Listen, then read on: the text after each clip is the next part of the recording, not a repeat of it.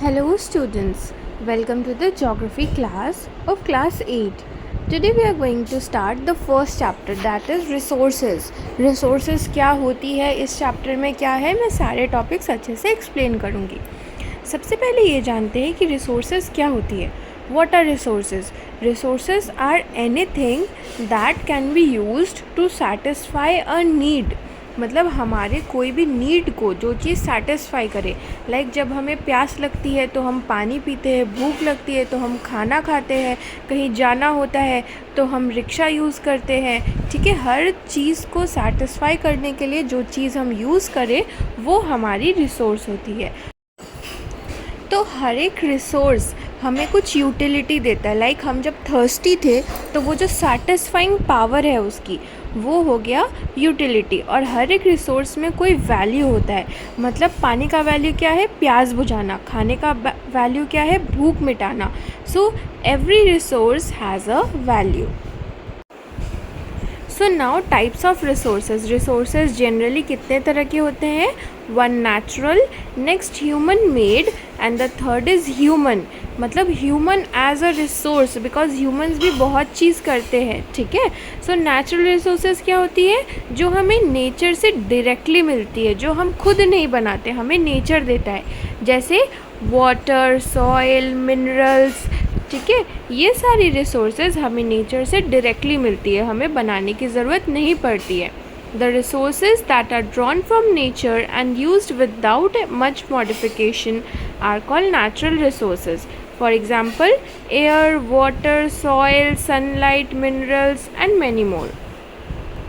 अब natural resources को भी क्लासीफाई किया जाता है on the basis of level of development, use, origin, stock and distribution. इन सब के बेस पे नेचुरल रिसोर्सेज को भी हम डिस्ट्रीब्यूट करते हैं. So on the basis of development resources दो तरह की होती है. Number one actual and the next is potential. Actual मतलब जो रिसोर्स की क्वांटिटी हमें पता है और जो हम प्रेजेंट में यूज़ करते हैं. एंड पोटेंशियल क्या है, जो हम फ्यूचर में यूज़ करेंगे एंड जिसकी क्वांटिटी अभी हमें पता नहीं है. Next on the basis of origin, मतलब वो कहाँ से आ रहा है, उसका क्या है? There are two types on the basis of origin. They are biotic and abiotic. Biotic resources are the living resources, मतलब जो living है, जो सांस लेते हैं. And abiotic are non-living. Both are natural. देखो दोनों नेचुरल है, बट एक लिविंग है और दूसरा नॉन लिविंग है. नॉन लिविंग कैसे? जैसे सॉइल, रॉक्स, ये लोग खुद से इंक्रीज़ या डिक्रीज़ नहीं करते, इनमें लाइफ नहीं है. बट प्लांट्स एंड एनिमल्स, इनमें लाइफ है, ऑर्गेनिजम्स, इनमें लाइफ है. So these are biotic. Okay, next natural resources can be broadly categorized into two types, that are renewable and non-renewable. ये बहुत important है. renewable और non-renewable दोनों में एक क्या वर्ड कॉमन है? renew. renew का मतलब है जो दोबारा हमें वापस से खुद से मिल जाए. लाइक कैसे?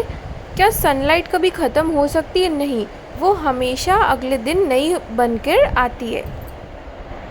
जो रिसोर्सेज कभी ख़त्म नहीं होगी, the resources that will never be exhausted, जो कभी ख़त्म नहीं हो सकती, वो है रिन्यूएबल. वो टाइम टू टाइम वापस से डेवलप हो जाती है. बट जो रिसोर्सेज एक सर्टेन टाइम के बाद ख़त्म हो जाएगी, लिमिटेड क्वांटिटी में है, those are called non renewable resources, जो खुद को रिन्यू ना कर पाए. Like coal, petroleum, natural gas, all these are non renewable resources.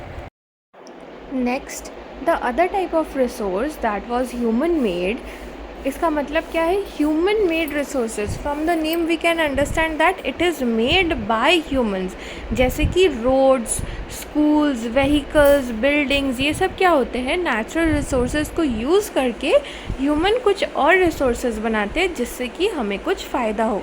सो इसमें क्या चाहिए? टेक्नोलॉजी चाहिए. So with the help of technology humans made some resources that are called human made resources.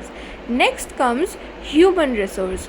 Now people are a great resource, क्योंकि humans जो है अपने knowledge, skill, technology को use करके और भी बहुत सारे रिसोर्सेज बनाते हैं जो कि हमें काम आती है। So human resource is a huge resource जो कि बहुत फ़ायदेमंद है। Okay, and human with their abilities, mental and physical दोनों एबिलिटीज़ को यूज़ करके और भी नए नए रिसोर्सेज बनाते हैं। So next topic and the last topic of this chapter is conserving resources. What does this mean? Why do we have to conserve the resources? हमें resources बचा के क्यों रखनी चाहिए? आप सोचो कि अगर इस धरती से, इस पृथ्वी से सारी पानी ख़त्म हो जाए, सारा खाना ख़त्म हो जाए, तो हम क्या करेंगे? हम क्या खाएंगे, क्या पिएंगे? हमारे पास कुछ नहीं रहेगा। तो हमें क्या करना चाहिए? हमें रिसोर्सेज को बहुत केयरफुली यूज़ करना चाहिए और उसे कंज़र्व करना चाहिए। मतलब using resources carefully and giving them time to get renewed is called resource conservation. अभी हमारे पास बहुत सारी रिसोर्सेज है but we have to save it for future. So और हमें क्या करना चाहिए? Sustainable development, that means balancing the need to use resources and also conserve them for the future is called sustainable development. इसका मतलब ये नहीं कि अभी हम लोग बिना खाए रह जाए, सिर्फ फ्यूचर के लिए रखें। हमें अभी भी खाना है और फ्यूचर के लिए भी सेव करना है।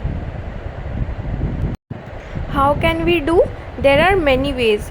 Each person can contribute by reducing consumption. हमें पानी वेस्ट नहीं करना चाहिए, रिसाइकल करना चाहिए। जो चीज़ें दोबारा यूज़ हो सकती है उन्हें रीयूज़ करना चाहिए। In these ways we can conserve our resources.